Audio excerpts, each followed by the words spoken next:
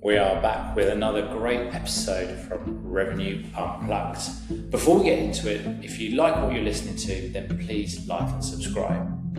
Okay, today I'm really excited to announce that I'm joined by Josh Allen, CRO at QuickBase, Boston born and raised, and is a co-owner of a CrossFit gym, which tells you everything about how he leads. We're getting into some big questions.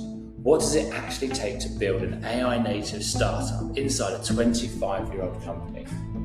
Why is your RevOps partner now more important than your CMO?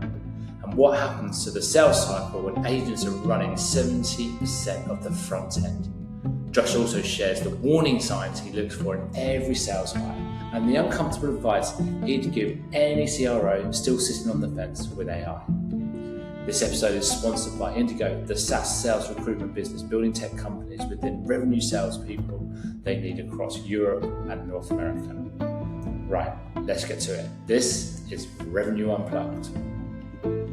Josh, welcome to Revenue Unplugged. It's an absolute pleasure to have you on the show. Super excited about the topics that we're going to be covering today because I think they're very relevant to here and now. Before we get going, as always, the standard protocol on the show is for my guests to just give a bit of a background as to who they are and what they get up to. Yeah, thank you, James. My name is Josh Allen. I'm the Chief Revenue Officer here at QuickBase. I've been with the company for a little over 2 years now. I am Boston born and raised and have made a habit of working for some of the fastest growing tech companies in Boston, like LogMeIn, CarGurus, Drift, over the years, and found myself here at QuickBase looking to build another fast growing piece of technology within a business that's been around for a long period of time. So I'm psyched to join you here. Really appreciate you taking the time out and sharing some of the knowledge you've picked up along the way. But I think the first topic we're going to be talking about, and you posed a really great question when talking about CROs today. Who are you in this world, and what are you doing to adapt? And particularly, you are focusing on this because of where we are with AI. But what get the audience coming through to your thinking? What made you come up with that kind of questions? What's going through your mind at the moment with where the world's going for CROs? Yeah, I think people are sick of these two letters in the alphabet, the A and the I, but it's the reality of our world that we operate in. And I think you either lean away from it or you lean into it. And, we've made a pretty specific decision here at QuickBase to lean as far into it as we can, which, changes the way we operate the company, frankly. And again, this is a business that's been around for 25 years, so it's no spring chicken. But we have made the decision to effectively build an AI native startup within the company and break ourselves into business units so we could go and operate it that way. But even within the function, so within the sales function, for example, that I'm responsible for, you find us leaned all the way into how do we leverage the technology stack that's available so that we can go faster. We can actually rethink what our go-to-market brain looks like and how that feeds the operation, how we are changing the way we forecast the business, how we change what we may need for headcount and capacity planning reasons. How do we think about how we are adding more automation into solutions consulting like engagements, our SDR like engagements, like it's not necessarily going full automation, but working our way toward really thinking if you put the customer at the center of that journey, it's how do we improve our customers' experience when they engage with QuickBase on the front end of a potential sales cycle. So imagine you're talking to a room full of CROs, and I've had the privilege of sitting on some round tables, hearing people talking about AI sales enablement. What would you say to CROs that are dipping their toe in, not quite going for it, or just sitting on the fence and watching?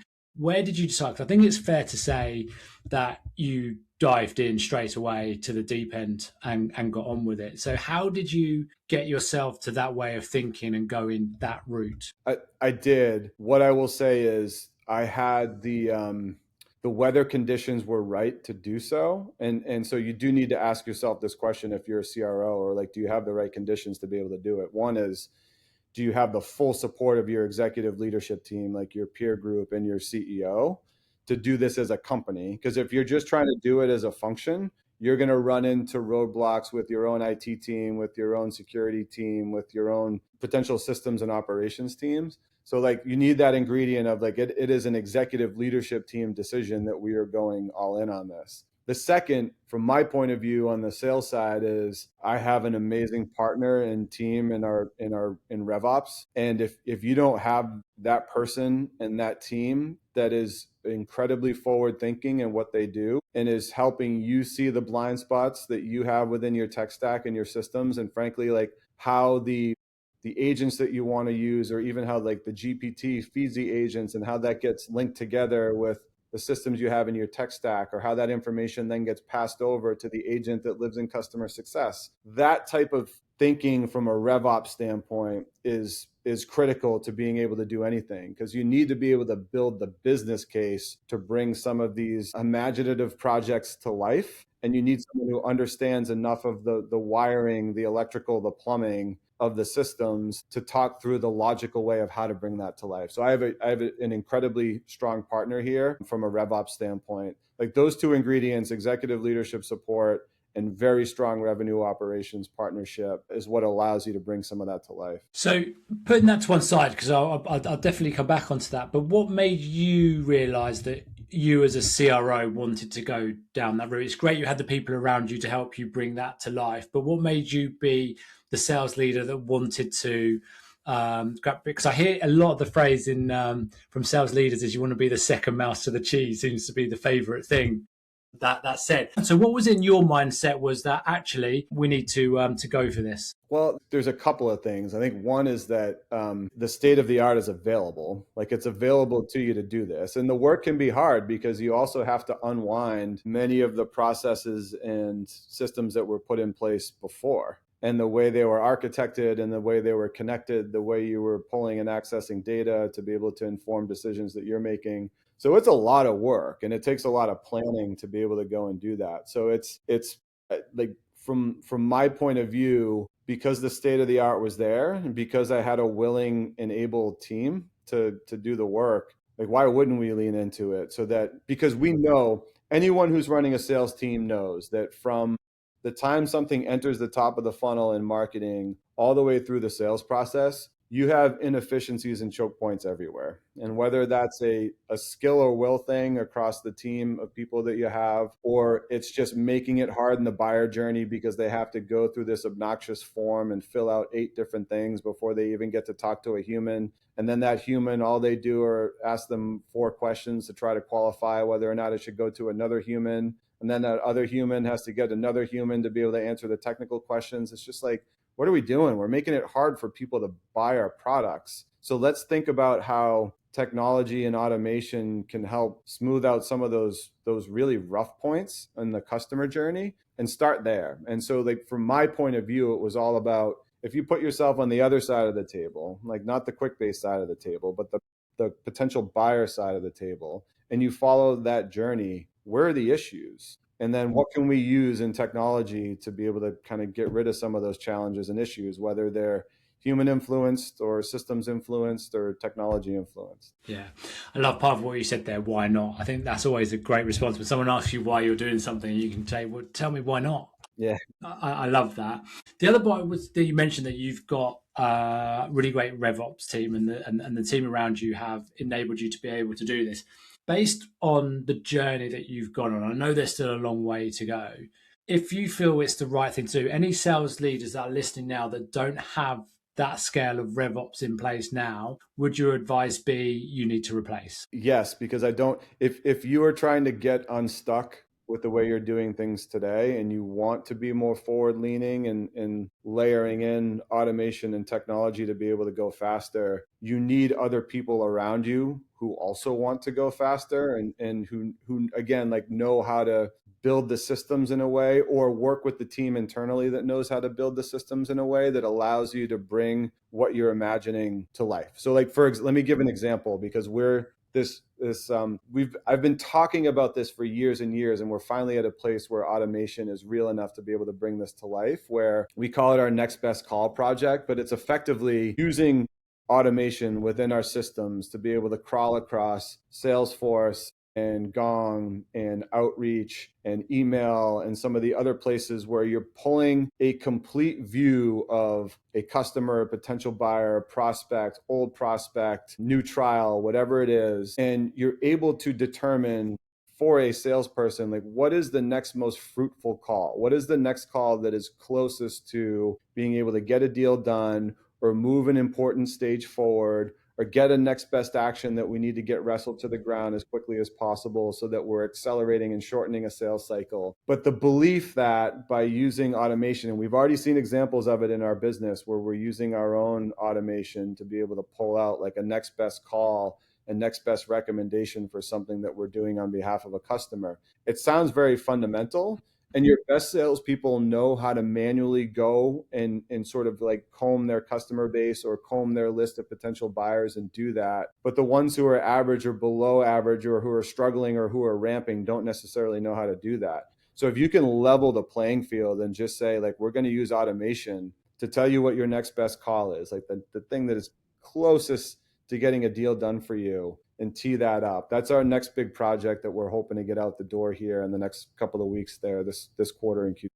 Yeah, so I want to get under the hood a little bit because you've been rebuilding go-to-market and product at the same time rather than doing two separate builds. I talk to a lot of sales leaders who have focused with AI on customer success, and they've seen that as a way of bringing it all to life. Why are you combining the two in one project? Why do you see it as a single project rather than two projects to bring to life? Well, this one is specifically sales related in that we're trying to make sure we're farming the right signals for the call, for the outreach, for the engagement. And it sounds simple, and there are tons of tools out there that bubble up signals, whether you're using Sixth Sense or User Gems or other places to be able to raise a signal. We're trying to present a more complete view. So for example, if you're working with our existing customers, this is pulling in the context that they have a team out in the field that is capturing data out in the field, but they're doing it in a manual way, and that they had taken out a trial of our fast field product 3 years ago, and that we had talked to them 6 months ago about a renewal on QuickBase, and bringing that all together and being able to say, you should reach out to them because they're still manually capturing data in the field, and talk to them about fast field. They have a renewal coming up with QuickBase. Maybe we can talk about what that looks like in a prorated contract extension. It's very specific and giving them the action. So there's a customer success component to it because we're pulling in information related to how they're using our product today, where they're engaged, their persona, last time they had a QBR and what was presented. So it does sort of all get pulled together ultimately, but we're trying to trigger like a valuable outreach on behalf of both the AE and the customer who's receiving the call, saying, hey, we think this might be interesting to you and here's why. And does this level of technology work, whether you're PLG motion, whether you're mid-market? And the big question is, does it work at enterprise? Yeah, so in fact, the first place we have tried it and proven it was enterprise. We started there. Why did you start there? We started there because our enterprise leader actually used our own. So we have an AI layer that sits over QuickBase called QuickBase Intelligence. And we use that because he was trying to come in as a newer leader in the summer of last year and organize, like, how do we account plan? How do I bubble up what the next best thing is to reach out to for my salespeople? And so he used that, and it actually organized each of his individual AE accounts in a way that was like, hey, you got to go after this one next, and here's why.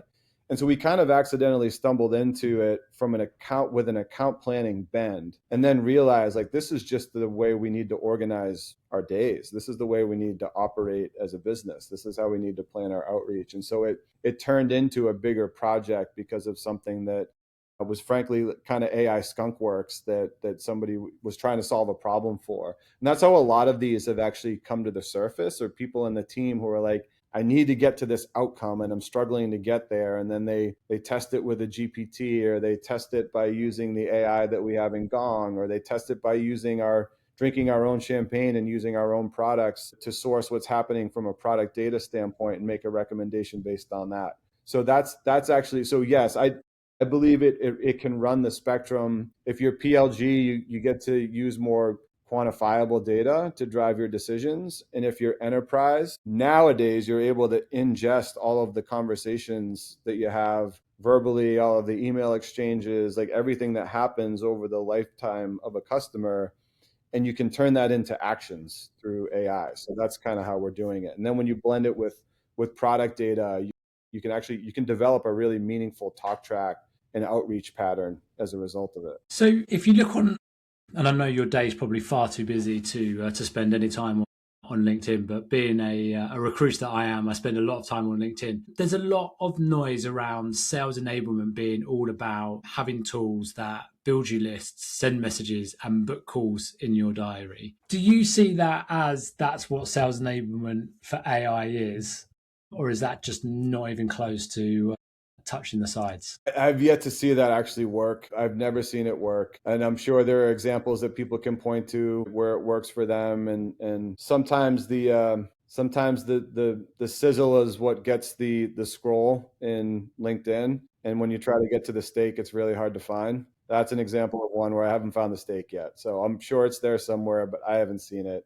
To me, sales enablement is just about being able to train and arm your team with the skills they need, the preparation they need, the product knowledge they need, the market understanding they need. I will tell you that has changed in the age of AI. We just bought and deployed something called Letter AI, which is competing really well head to head with some of the more traditional learning management systems, content management systems that are out there, because it is able to take all of it and put it into one house. Plus you have an agentic layer that sits over it. So if you're going into a call and you need to be able to understand how to position something for a safety manager on a construction job site, you can get very specific detail based on just like using the agent in your sales enablement hub. It is also where we do our AI role plays. So if we're running into a particular objection over and over, we can ingest the details from Gong across 10 conversations, 50 conversations, and say, we keep running into this objection, help our team role play how we get past it. And then we can score the role plays, we can coach the team on it, and we can kind of move on to doing it in real life. So that is where, like, to me, how you bring sales enablement to life with AI. The book of magic meeting thing, it hasn't worked for me. I hope it does someday, but I haven't seen it yet. You mentioned the word in the opening statement, adapt. How have you adapt as a sales leader, a CRO, in today's world that might have been different when you were working before, particularly focusing on, did you have an interest in technology before, or have you had to gain an interest in it, or has it kind of all worked in your favor? There's a little bit of what's old is new again. What's old is new again. And there's a lot of, I see a lot in the AI native companies that happened when PLG became a thing in the mid 2000s. Like I was fortunate to have been a part of LogMeIn. It was LogMeIn and Dropbox were like the two companies that first came to market with a freemium PLG driven model. PLG wasn't even a thing. Nobody called it product led growth. We just called it a freemium model. And the math was simple, is that I remember our CEO at the time sitting at the end of the table saying, we spend $1 to acquire a free customer, and that free customer becomes worth $1.25 because of how many we convert into paid. Like, it was a very simple model, but it worked really, really well. And it was because there was a lot of very deep mouse click level product work that was done to figure out what the path was for somebody experiencing your solution. So like and I see that again today. Like, one of the tightest relationships I have in our business now is with our chief product officer, because we're trying to pull like anytime you have a PLG motion, it means that product, marketing, and sales are completely tethered together. Like, it is one unit, because what we're telling the market has to inform what the sales team is talking about, has to inform what the product experience is. And then, that's your traditional sales-led model. And then you invert that, where it's when somebody comes in through the funnel, their first experience is the product. It's not talking to a human, it's the product. So that has to be exquisite, because you have to be able to keep going through that product experience. And if you run into any walls or blockers, you drop off and your conversion is low. So for us right now, with our new product that we just brought to market called Pave, which is it's a vibe coding product, but also has security and role-based access controls and real governance built in, which is why we think it's a real differentiator. But in bringing that to market, that means that like we're working hand in hand with our product team, hand in hand with our marketing team to make sure that what we're telling the world it actually does when you show up on the website and enter your first prompt. So that to me is how in my world, at least, how the CRO role has changed, and that it used to be, it was just about your relationship with your chief marketing officer and what types of leads and events did we have going on to be able to fill the pipeline. And this type of motion that is more, call it AI native, PLG like, your relationship with the chief product officer is probably more important, because that's ultimately what you're trying to leverage to drive conversion and ultimately revenue. So it's an interesting part. Would you say that it's been kind of a revolutionary change or an evolution change? So is it something that's happened quite quickly? Because I know there's a lot on the product side, because I'll also talk about the numbers and the data in a second, but have you seen this as a steady change, or has it kind of snowballed quite quickly over the last 18 months? It's changed quite quickly, but again, it's a little bit of a reversion to what once was. And so it's not necessarily, and even if you look at some of the PLG companies that had success in the last, I don't know, 5 years, 6 years, I think of like a Loom, for example, who was acquired by Atlassian, right? Like great, very easy to use video platform, great team over there. And the model that they were running is very similar to what you see a bunch of these AI native companies running, in terms of the size of their sales team, which was very small, because they were all about the PLG motion. So it's sort of like we're doing something similar in these AI native companies. The speed at which it is happening is very different. Like that is the one difference, is like it may have taken a quarter to get a really big feature launched into market, and now you're talking about trying to get that done within hours or days, at most a week. If it goes beyond that, like there are no more 2-week sprint times. This is about how much are we shipping today and what are we getting out there to remain relevant and competitive. Yeah. You mentioned that you were at a couple of businesses who were one of the first ones to do the freemium or the PLG, whatever you want to call it. You're now probably at one of the business that is furthest forwards with AI, with a product and a go-to-market strategy. Do you think that's part of the success? And when you talk about being able to adapt, that you are willing to take on something different, listen, understand, and just go for it. And other sales leaders should be looking and thinking, right, don't always just do it the same way because that worked before. Yeah, that has always been the warning sign when you're hiring somebody in general, but especially in sales, is that if they say that they have the playbook, you gotta be careful of that person, because the playbook that worked in the past, it worked in a specific moment in time, selling a specific product to a specific buyer type, and the ingredients in the recipe always change. Even if you could stay in the same industry for years and years and years, the ingredients change, the rules of the game change, and I think that's what we saw accelerate in the last couple of years, is that the rules of the game change because of AI and because of what's possible now. And so you're looking for like autonomous critical thinkers and people who can look at today's problem and use today's potential solutions to help solve it. You lean on experience to be able to inform what's possible and potentially what to do next and how to think about it. But if you're only pulling from experience and you're not actually continuing to learn and adjust and adopt and look at what your peers are doing. Like there are some people that I see in AI native companies, or even SaaS businesses, that have had to transform themselves into either having a part of it be AI native or the whole thing becoming AI native. Like you look at the Intercom story. I look at like Kyle Norton over at owner.com. Like there are people who are transforming the way the job gets done from a sales leadership standpoint, that I think it's so important, because they're shining a light on what's possible, as opposed to just continuing to do things the way that we've done things. And every leader, no matter what, is going to either feel like way behind or further behind. Nobody feels ahead. It doesn't matter what company you're working for. You could be at OpenAI or Anthropic. You still feel behind. You don't feel like you're ever ahead, because of how fast the change is moving through the system right now. I think You bring up a great point there. So how did you feel back when you were like the first business doing like the freemium model? It makes perfect sense when you talk about the monetary saving by bringing a customer on and giving them the freemium way. But when no one else is doing it, everyone else is doing it a different way and it seems to be working. When you're doing things like that and then repeating it in a similar way several years later, but going down the AI route, how do you feel? Are you scared but pushing forward anyway? Or is it just excitement with a little bit of anxiety? How are you feeling as a sales leader when making those decisions and pushing forward? I think if you're not feeling anxious, then your head's in the sand and you're doing it wrong. That is how I would feel. Like everyone should feel this heightened sense of urgency and anxiety because again, like no matter how far ahead you are behind. Like that is how I think a lot of like really good leaders in this field feel right now. And so yeah, I look back to that time. It was a little bit different because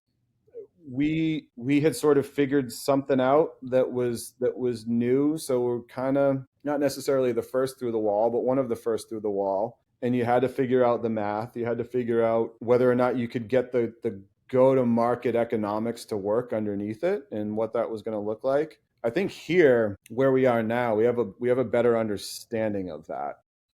And so, but it's both the gift and the curse because again, this is a 25-year-old company. This is a SaaS business. This is a product that has been around in the no code space for a very long time with a very dedicated set of customers that we've had. We just knew that we needed to get something to market that was meeting the market where it was in terms of what the technology opportunity is, and to be able to open up access to more people who wanted to build sophisticated solutions in a relatively unsophisticated way. So you have to adjust to the conditions that are on the field now. And I think as a business, be willing and able as a leadership team to pivot and change your strategy when what you were doing before just isn't meeting the market. And I think we saw at least on the new side the ability to attract new customers that are product market fit, that the size of that addressable market was just starting to shrink over the last 3 to 5 years. And that accelerated when we saw how people were starting to build new applications. And so we knew we needed to meet the market where it was and to build a new way of doing that, which is why we launched Pave a couple of weeks ago. Yeah. A lot of people you hear in the media talking about the AI world not enlightening anyone's world in terms of making them more intelligent or knowing more because there's so much stuff at their fingertips. But how do you think that's slightly different for CROs? Because when I'm talking to CROs now, they are so more knowledgeable about their whole business, about how the product is set up, and actually how the product gets sold from a functional aspect, not just get your best seller on it. So how would you say you've evolved just intellectually with the use of AI? What I've seen is that the people on our team who are the most naturally curious, then it's expanded their cognitive ability because they're using their creativity to kind of go and do very cool and new things that nobody had thought of before in our business. So it's almost like our top performers, our most curious people, it's accelerated that by X 10X, their ability to go do that. That's how I feel myself. I just feel like the questions that I've wondered and wanted answers to, now I can just go in and find it at a level of depth and be able to share, whether it's feedback with the board or with our ELT or with the sales team about like, here are the themes, here's what we're finding, here's why we're losing in the last 3 months. Again, like at a level of depth that takes me 30 seconds to go find, but potentially informs product roadmap for the next couple of quarters. Like it's a very cool moment. The fear around like kind of cognitive atrophy, like the people who are like, oh, well, AI is just going to do my work. Those tend to be the same people who weren't all that curious to begin with, that are just hoping that it takes some of the load off their plate. But if you're automatically filling out the med pick fields in Gong, and it's just because the call is passing that data through, and you're not actually asking the questions around who the economic buyer is, then it still comes out in a conversation. It still comes out in a pipeline review. It still comes out in even like the AI recognizes itself that it's like, that's still a threat in this deal. So yeah, I feel like it has accelerated the performers, and it's probably made the folks who are a little bit lazier. Yeah. Yeah. I want to dive into the data side of things for a moment with you. Last week I had Warren Zenner on the show, and when pushed, he said that he kind of likes RevOps to be CROs now. And without giving too much away, I've got a CRO recording next week who's a former RevOps who says RevOps should be CRO. Might be called Ryan. You might know him. What's your view? Because obviously you're an incredibly successful sales leader. Data, there is so much data now. Everything's been recorded. There's so much at your fingertips now. Is it a RevOps world to move into CRO now, or can there be more Josh Allens out there who seem to be able to adapt and change and move with the times? It's a great question. It's a fair question. And I think it's a little bit business dependent. I understand why somebody would make the argument that someone graduating from RevOps into CRO is the right move. I think for a high velocity PLG data fueled sales motion, you can make that case. I think once you start to get into our business is very barbelled in that we have a bunch of strategic customers, enterprise customers, many of whom have been around for many years, like 10 years, 12 years, 15 years, and make up a very large part of our revenue. So there's still very traditional selling that happens. There's still on-sites that happen. There's still strategic planning meetings with them. There's still QBRs that are happening. There's still broadening out executive leadership and relationships in those accounts. I think that's a little bit harder of a graduation step for somebody who has just been in the data. And so to me, again, it kind of depends on the role though. I think the role that I am in is a really good fit for me. It's just like my brain tends to split 50% left and right. And so I love the data to be able to inform objective decision-making and how we operate and kind of being like unemotional in what it's feeding.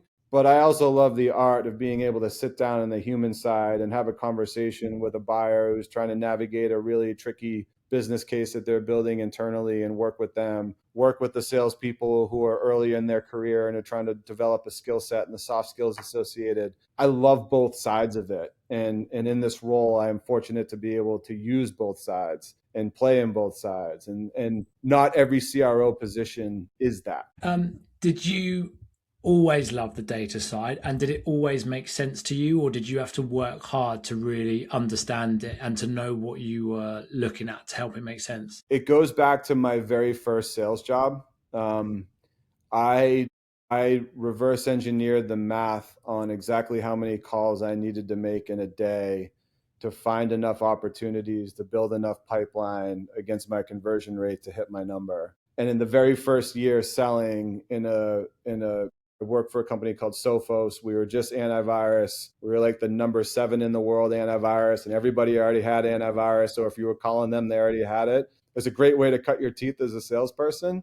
But I think we had 45 or 50 salespeople across the company, and I was the only one that hit my number that year. And I realized looking back on it that the only reason I did was because I was almost delusional in how tight I stayed to the math I had created for myself. And so it was every day I would make the same number of calls coming in, and that like the daily consistency of doing that work paid off. So after that, it was just like, what's the sales math? And then you graduate to, well, how much money do I want to make? And I'm going to work back from that number.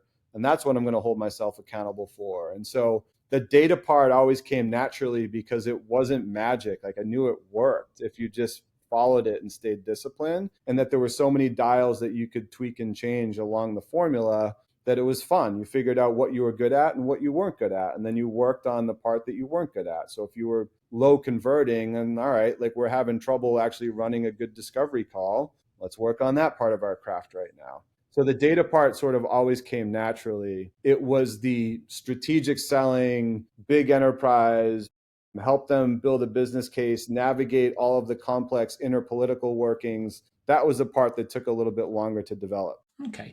So you've spoken about your love for the art side of selling, which I think a lot of sellers people is great. You really enjoy diving into the data, understanding it. So you understand your buyer signals. Part of the big thing is knowing who are the right people that you should be selling to, and then there's also product, staying ahead of the game and having your head in where they're going.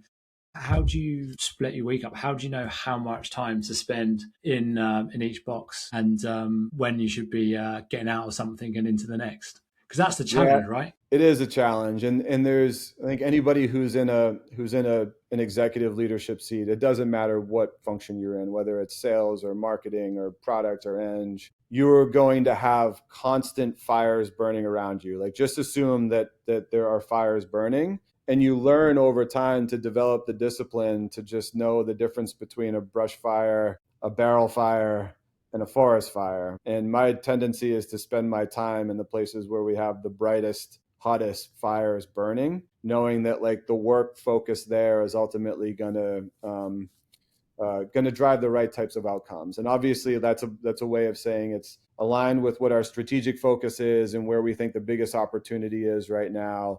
So like leaning very heavily into to pave our new product, but also like we have our customer event next week called Empower, and that's where all of our core QuickBase customers, many of whom have been using the product for a really long time, they come together and they talk about how they're using it, and they talk about how they're using some of the new functionality and what growth and expansion and roadmap looks like for them. So you have to be able to be really moldable. I think you have to be comfortable in the ambiguity and know that like, yes, you can.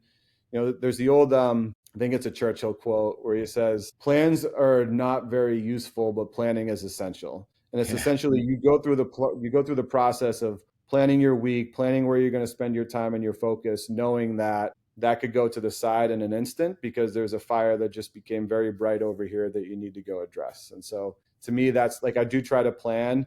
I'm an organized creature of habit, but I also know that in this role, that is not a luxury that holds very long. We've spoken a lot about where you've come from, the mold you set for what you're creating with the team here and now. How do you look to the future? Because before it was like, particularly when you're building tech, it's like, right, you have projects that take months to gather the requirements, write the code it, test it. Things are now built overnight. So how do you look forward to make sure that you're staying ahead of the game? And I think I mentioned it to you tongue in cheek. Everyone's worried that Claude's going to replace their technology. But how are you looking, trying to get everything done where you are now? But I think it's probably more important than ever before to be looking forward at what's happening, because we talk about it's never been easier to switch technology off and move to a different business. Things are being built at lightning speed. It's never been easier to copy someone, realistically. So how are you building what you're building and thinking, right, where are we going to be 6, 7, 8, 9, 10, 18 months down the road? Yeah, look, you're still, in my natural mindset is to look ahead and try to plan for what's ahead,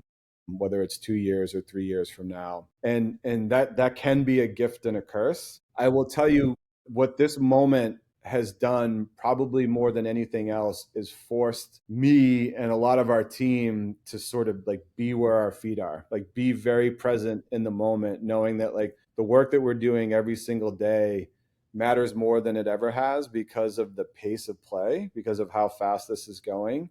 And so I think you look back to like 2019, 2020, 2021, it was all about how fast can we get to the finish line? How fast can we get the company sold? How fast can we go public? How fast can we raise the next round? Like it was just that was the speed that companies were operating on.